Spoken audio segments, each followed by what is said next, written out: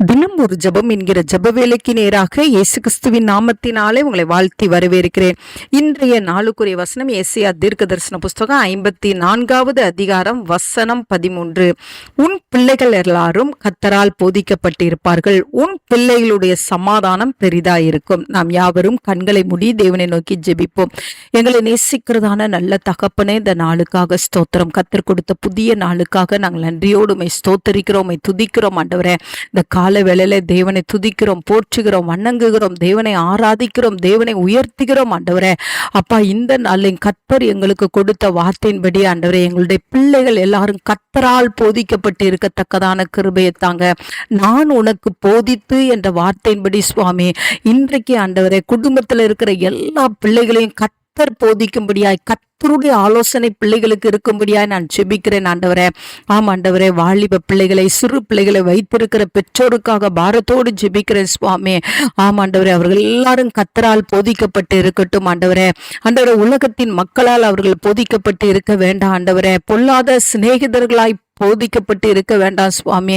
கர்த்தரால் போதிக்கப்பட்டு கர்த்தருடைய வசனத்தின் மீது கட்டப்பட்டவர்களாய், கர்த்தருக்குள்ள வழி நடத்தப்படுகிறவர்களாய் காணப்பட கர்த்தர் உதவி செய்யுங்க. நீர் அவர்களுக்கு ஆலோசனை கொடுங்க ஆண்டவரே. நீர் அவர்களுக்கு வழிகாட்டியாய் இருங்க. நீர் அவர்களுடைய கரங்களை பிடித்து கொள்ளும்படியாய் ஜெபிக்கிறேன் சுவாமி. ஆம் ஆண்டவரே, அப்பொழுது ஆண்டவரே பிள்ளைகளுடைய சமாதானம் எங்களுக்கு பெரிதாய் இருக்கும் ஆண்டவரே. ஆம் ஆண்டவரே, என்னோடு கூட சேர்ந்து ஜெபிக்கிற ஒவ்வொரு பிள்ளை பெற்றோர்களுக்கும் ஆண்டவரே, பிள்ளைகளுடைய சமாதானம் பெரிதாக இருக்கட்டும் ஆண்டவரே. பிள்ளைகளை குறித்து நினைக்கும் பொழுது ஒரு சமாதானம் உண்டாகட்டும் ஆண்டவரே. உமக்கு ஸ்தோத்திரம் ஆண்டவரே. ஆண்டவரே, பிள்ளைகள் கர்த்தரால் போதிக்கப்பட்டு இருக்கிறார்கள், கர்த்தருடைய வழியிலே நடக்கிறார்கள், கர்த்தருடைய சத்தத்தை கேட்கிறார்கள் என்கிற ஒரு சமாதானம் இன்றைக்கு ஆண்டவரே எல்லா பெற்றோர்களுக்கும் உண்டாகும்படியாய் நான் ஜெபிக்கிறேன்.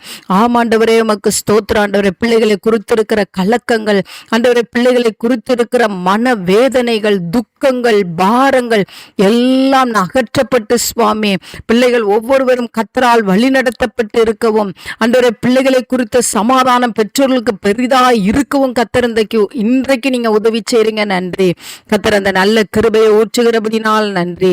இயேசுவின் மூலம் ஜெபிக்கிறேன் நல்ல பிதாவே. ஆமேன், ஆமேன்.